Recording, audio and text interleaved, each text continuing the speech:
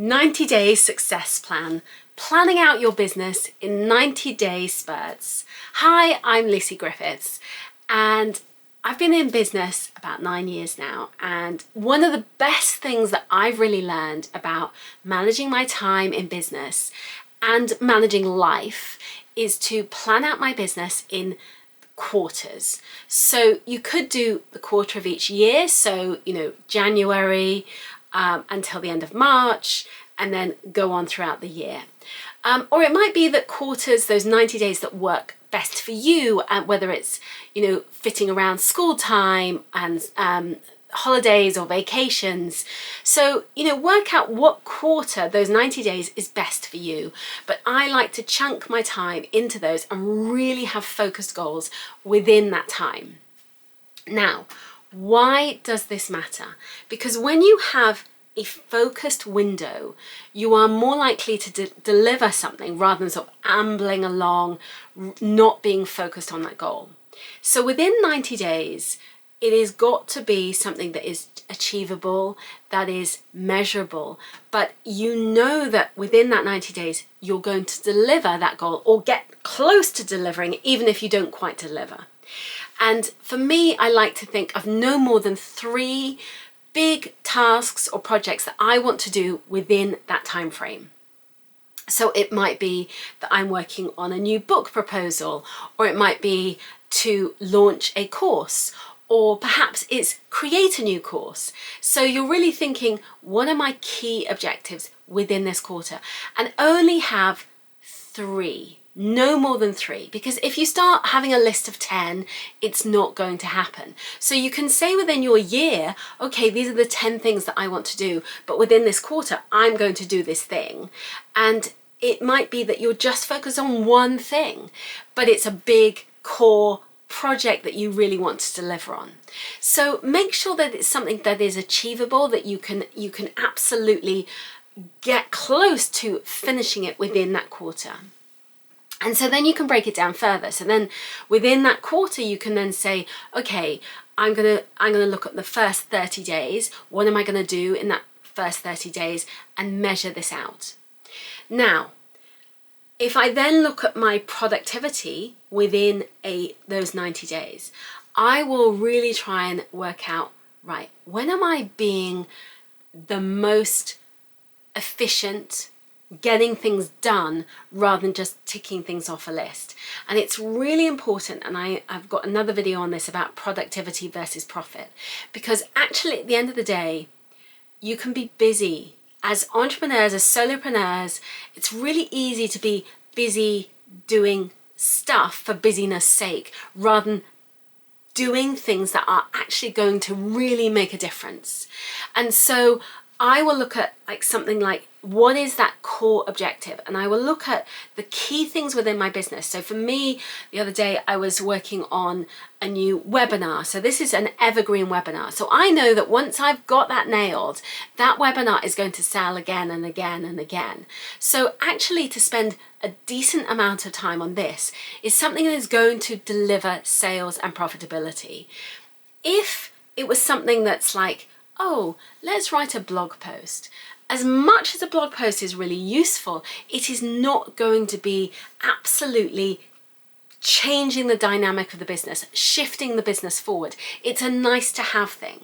So be really clear about those goals. It's got to be something that is going to exponentially change the way that you do business, change what is happening within your business. And so when you have one of those goals, make sure it's a stretch goal. It's a goal that you can deliver on and do, but it's got to push you and stretch you and make you think, yes, I'm going to deliver this by this point. And for me, I don't always set out like quarter 1, quarter 2. I will work around school holidays and I'll fit in, so I know that between now and when my son breaks up for summer break, I need to deliver on 3 projects. And so I'm looking at right, what can I do that is going to really stretch me, move the business forward, and so that where I am at the start of the year and where I am at the end of the year, I've grown, I've stretched, not just myself, but also within the business. there's a few ways that I look at doing this. So I will make sure that I get up early, because I like to be up early in order to, number one, meditation. So I am starting the day in a really good frame of mind. So 10 minutes of meditation. So I'm just in a great space, journaling. So I have that kind of space for creative thinking, journaling, and it ties into my meditation. So it doesn't take long, but it really gives me that mind set, that space, that mental clarity to start my day well. And then third thing is LinkedIn, because for me, I find that doing LinkedIn early really delivers consistency. I get eyeballs, and that drives sales for me. So LinkedIn is something that I have said, right, this is a core focus. This is what I'm going to do. So those are my kind of morning things. One of the most important things to say is then when I do the school run, I go for a run. So I've done my exercise as well. And then I'll come back, I'll have a little bit of sorting out time, and then I get on with my day. And I have a very focused 4-hour window. And the reason why I do that is because it's just practicality. I have 4 hours in which before I pick up my son from school. So I am really hyper focused in that 4 hours. So I will do the Pomodoro method, 45-minute window, and I will set a timer to get a project done. And I'll look at the most important project first of all. So what is my core objectives for the week? So I know what they are, and then what do I need to deliver this day? So if I'm seeing clients, it's not deep focus work. I'm kind of just doing a bit of titivating in between seeing clients. But when I have a deep focus day, I need to get the core things done, and I do that first of all. So my first 90 minutes, I am getting that stuff done. So get it out the way, and the reason why you get it out the way is because your mind is fresher. For me, I would definitely have energy comas later in the afternoon, so I will get it done as soon as I can. So I, really drive it forward, get it done. And so you're going to work out what is the best way that works for you, in order to stay where you have that mental clarity, that you are working at your optimum state. Because I am in my 40s, I'm going through perimenopause, I definitely struggle with my energy. So a couple of things that really help me: meditation, like meditation in the morning, but if I get an energy lull, I will do a meditation to help perk me up. I avoid eating lunch till later, because if I have a food coma, again, my energy drops. And the third thing is MCT oil from Willpower's Davina Taylor. I'm not an affiliate, but I find it really helps me. It perks me up.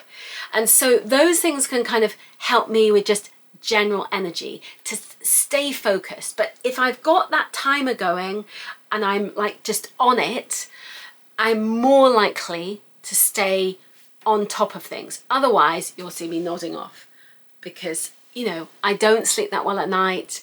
And, it can be a struggle to kind of have that same energy that I had a year or two ago. So I've got to find new ways to be smarter with my energies, find new ways of being as effective as I was a year ago, because my body and my hormones have changed. Within my 90-day window, I'm also really careful to make sure that I have some downtime. So I'll have my focus project, and it might be a launch, it might be something that I'm really working on, a new creative project. But I'll make sure that I get it done, deliver it, but also have a treat on the back of it. So it might be a few days away, going on a trip, having like a little mini break for a weekend. I call them mini adventures. Or even just like a lovely weekend of walking by along the coast path or something. For me, I need that downtime as well as that focus time.